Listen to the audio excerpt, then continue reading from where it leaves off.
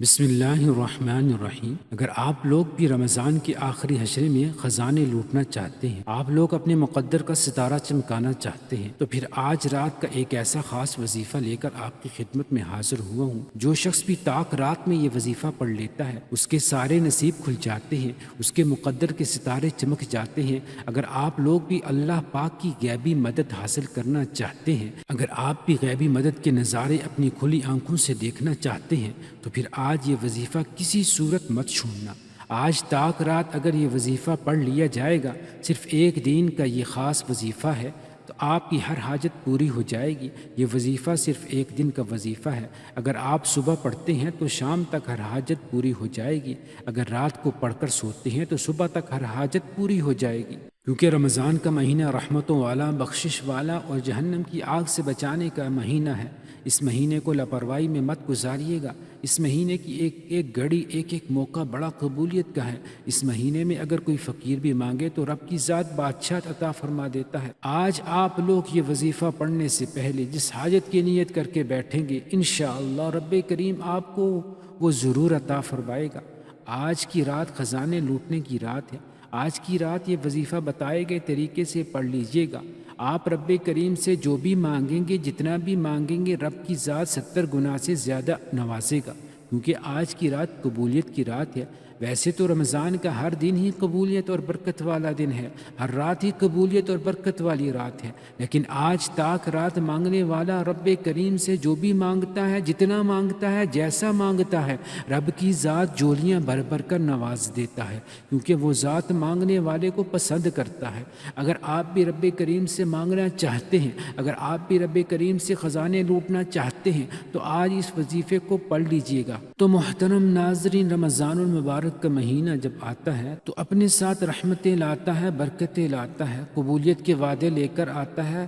جو بندہ رمضان کے شب روز اللہ پاک کا ذکر و اذکار کرتا ہے، قرآن پاک کی تلاوت کرتا ہے، رمضان کے روزے رکھتا ہے، تو پھر وہ اللہ تعالیٰ سے جس چیز کی حاجت کرتا ہے، اللہ پاک اس کی ہر حاجت قبول فرما دیتا ہے، کیونکہ یہ مہینہ عام مہینوں کی طرح نہیں، یہ تمام مہینوں کا سردار ہے۔ اور اللہ پاک نے اس مہینے میں اتنی فضیلت رکھی ہے، جب بندہ اللہ پاک کی ذات پر توکل کرتے ہوئے، اللہ تعالیٰ کی ذات کو ربوبیت جانتے ہوئے اور خالق حقیقی کل مانتے ہوئے جب وہ اس بات کا اقرار کرتا ہے، وہ اپنے گناہوں کی سچی توبہ کرتا ہے، اس کے بعد سجدہ ریز ہو کر جب اللہ پاک سے وہ کامل دعا مانگتا ہے، تو اللہ تعالیٰ کی ذات اس کو ہر چیز سے بے نیاز فرما دیتی ہے۔ اللہ پاک کی ذات اس کو اپنی پناہ میں لے لیتی ہے۔ اللہ کی ذات اس کو سالہ سال رزق نوازتی ہے۔ اور آج موقع ہے، آج زندگی موقع دے رہی ہے، پھر سارا سال تو ہمیں ویسے ہی دنیا میں مگن رہنا ہوتا ہے۔ آج محنت کر لو، آج کی محنت کل کی آسانی کا باعث بنے گی۔ اگر کوئی بندہ آج کچھ بھی لے کر بیٹھے گا، کوئی بھی خاص حاجت صبح مانگتا ہے تو شام تک اس بندے کی ہر حاجت پوری ہو جاتی ہے۔ شام کو مانگتا ہے تو راتوں رات تقدیر بدل جاتی ہے، راتوں رات امیر و کبیر ہو جاتا ہے۔ راتوں رات گھر کے حالات کو بہتر بنانا چاہتے ہو، راتوں رات اپنی تنگ دستی سے جان چھڑانا چاہتے ہو، تو آج کے اس عمل کی ایک تسبیح پڑھ کر دیکھیے گا۔ صرف ایک دن کا وظیفہ آپ کی تقدیر کو بدل کر رکھ دے گا۔ یہ ایک دن کا وظیفہ آپ کے تمام مسائل کا خاتمہ کر دے گا۔ آپ رب کریم سے جو بھی مانگیں گے، جتنا بھی مانگیں گے، آپ کے مقدر میں لکھ دیا جائے گا۔ اور یہ بھی خیال رہے کہ ماہ رمضان بڑی تیزی سے گزر رہا ہے، دیکھتے ہی دیکھتے تیسرا عشرہ بھی آ چکا ہے۔ آخری موقع ہے تیسرے عشرے میں، تاک رات رب کریم سے توبہ کرنے والوں کو اللہ فوراً معاف فرما دیتا ہے، کبیرہ صغیرہ گناہوں کی بخشش فرما دیتا ہے۔ اگر کوئی پورا سال تنگ دستی میں ہے، پورا سال گناہوں میں ڈوبا ہوا ہے، تو آج رب کریم سے اپنے گناہوں کی سچی توبہ کرنے، وقت کی نزاکت کو مد نظر رکھتے ہوئے آئیے آج کے اس عمل کی طرف چلتے ہیں۔ اس سے پہلے اگر آپ اس چینل پر ابھی تک نئے ہیں اور آپ نے اس چینل کو سبسکرائب نہیں کیا، تو ابھی اس چینل کو سبسکرائب کر لیں، کیونکہ ایسے بہت سے وظائف، بہت سے اعمال آپ کے حوالے ڈیلی بیسس پر کرتا رہوں گا۔ باوضو مصلی پر بیٹھ کر آپ نے سب سے پہلے نبی کریم صلی اللہ علیہ وسلم کی ذات مبارکہ پر درود پاک پڑھنا ہے۔ درود پاک آپ کوئی سا بھی پڑھ لے، آپ صلی اللہ علیہ وسلم پڑھ پڑھ لیں، آپ نماز والا درود ابراہیمی پڑھ لیں۔ پڑھنا صرف ایک بار ہی ہے۔ نماز والا درود ابراہیمی یہ ہے: اللہم صلی علی محمد وعلی آل محمد کما صلیت علی ابراہیم وعلی آل ابراہیم انک حمید مجید، اللہم بارک علی محمد وعلی آل محمد كما باركت على إبراهيم وعلى آل إبراهيم إنك حميد مجید۔ ایک بار درود پاک پڑھنے کے بعد آپ نے فوری طور پر سب سے پہلے اپنے مقصد کی نیت کرنی ہے۔ اگر آپ کسی ناممکن حاجت کے لیے بھی بیٹھیں گے تو وہ ناممکن حاجات بھی ممکن ہو جائیں گی۔ بہتر یہ ہے کہ وظیفے کو بتائے گئے طریقے سے پڑھیے گا۔ اب آپ نے درود پاک پڑھ لیا، فوری طور پر آپ نے اپنے مقصد کی نیت کرنی ہے۔ آپ میں سے ہر کسی کا مقصد الگ ہے۔ آج وظیفہ پڑھنے سے پہلے آپ نے اپنے مقصد کو ذہن میں رکھنا ہے۔ آپ میں سے جس کو رزق چاہیے وہ رزق کی نیت کر لے۔ آپ میں سے جو کوئی بے روزگار ہے روزگار کے لیے پڑھ لے۔ جو کوئی بے اولاد ہے، کئی سالوں سے اولاد نہیں ہو رہی، وہ اولاد کے لیے پڑھ لے۔ اللہ پاک آپ کی ہر مشکل میں آسانی فرمائے گا۔ آج کوئی تنگ دست ہے، بکاری ہے، فقیر ہے، آپ لوگوں کی جو بھی حاجات ہے، جو بھی آپ کے مسائل ہیں، ان سب میں انشاءاللہ آسانی ہو جائے گی۔ بس آپ لوگوں نے اپنے خاص مقصد کی نیت کرنی ہے، اور اپنے مقصد کی نیت کرنے کے بعد فوری طور پر ایک بار اعوذ باللہ من الشیطان الرجیم بسم اللہ الرحمن الرحیم پڑھ کر وظیفے کا آغاز کرنا ہے۔ اب فوری طور پر اپنی آنکھوں کو بند کر لیں، یوں محسوس کیجئے کہ دنیا سے آپ کا تعلق ختم، آپ رب کریم کی بارگاہ میں موجود ہیں، اور آپ لوگوں نے اب پہلے نمبر پر جو وظیفہ پڑھنا ہے، یہ وظیفہ اللہ رب العالمین کے دو نام ہیں، یہ میرے رب کی دو صفات ہیں۔ یا حافظ و یا سلام، آپ کا دشمن آپ کو گولی سے نہیں مارتا، نظر بد اور حسد سے مارتا ہے۔ آج لوگوں کے چلتے کاروبار بند ہو رہے ہیں، جادو جنات کی وجہ سے آج جوان بیٹیوں کے رشتے نہیں ہو رہے، رشتوں میں بندشیں ہو گئی ہیں۔ آج یا حافظ و یا سلام کو بتائے گئے طریقے سے پڑھیے گا، انشاءاللہ آپ کی کامیابی آپ کے ہر مقصد میں یقینی ہو جائے گی۔ یا حافظ کا مطلب ہے حفاظت کرنے والا، اور یا سلام کا مطلب ہے سلامتی بھیجنے والا، یعنی کہ یا حافظ و یا سلام کو ملا کر پڑھنے سے ہمیشہ کی حفاظت، ہمیشہ کی کامیابیاں، ہمیشہ کی خوشیاں آپ کا مقدر بن جائیں گی۔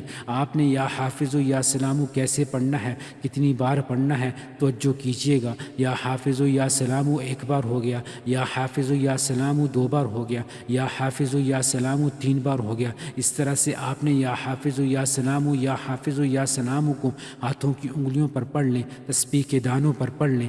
آپ نے صرف 11 بار پڑھنا ہے۔ 11 بار کا مطلب ہے کہ نہ کم پڑھنا ہے نہ زیادہ پڑھنا ہے۔ آپ نے توجہ، دھیان، خلوص نیت کے ساتھ یا حافظ و یا سلام کو پڑھنا ہے۔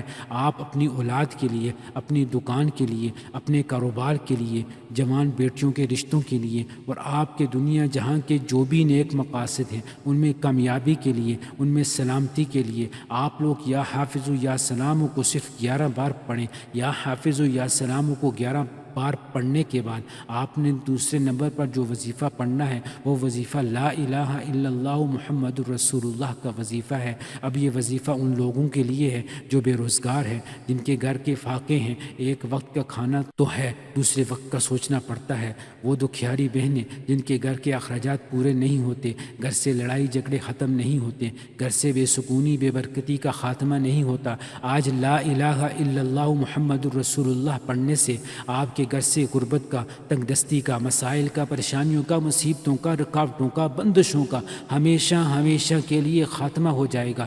لا الہ الا اللہ محمد الرسول اللہ ایک بار ہو گیا، لا الہ الا اللہ محمد الرسول اللہ دو بار ہو گیا، لا الہ الا اللہ محمد الرسول اللہ تین بار ہو گیا۔ اب آپ لوگوں نے لا الہ الا اللہ محمد الرسول اللہ کی ایک پوری تسبیح پڑھنی ہے، اور پھر اس کے بعد اب آپ لوگوں نے تیسرے نمبر پر یہ کون سا وظیفہ پڑھنا ہے؟ تیسرے نمبر پر یہ آپ لوگوں نے کون سا وظیفہ پڑھنا ہے؟ یہ وظیفہ بھی بڑا مستجاب الدعوات بنانے والا عمل ہے۔ آپ لوگ مستجاب الدعوات اگر بننا چاہتے ہیں تو پھر آپ لوگوں نے اس کو پڑھنا ہے۔ اللہ رب العالمین کے دو نام ہیں، لیکن ان کو پڑھنے کا ایک طریقہ کار ہے، خاص ترتیب ہے جو کہ حدیث مبارکہ میں ہی ملتی ہے۔ یہ وظیفہ یا حی یا قیوم برحمتک استغیث کا وظیفہ ہے۔ یہ آپ لوگوں نے پورا پڑھنا ہے۔ کیسے پڑھنا ہے؟ یا حیو یا قیوم برحمتی کا استغیث ایک بار ہو گیا، یا حیو یا قیوم برحمتی کا استغیث دو بار ہو گیا، یا حیو یا قیوم برحمتی کا استغیث تین بار ہو گیا۔ اس طریقے سے آپ لوگوں نے یا حیو یا قیوم برحمتی کا استغیث آپ لوگ اپنے ہاتھوں کی انگلیوں پر پڑھ لیں، تسبیح کے دانوں پر پڑھ لیں۔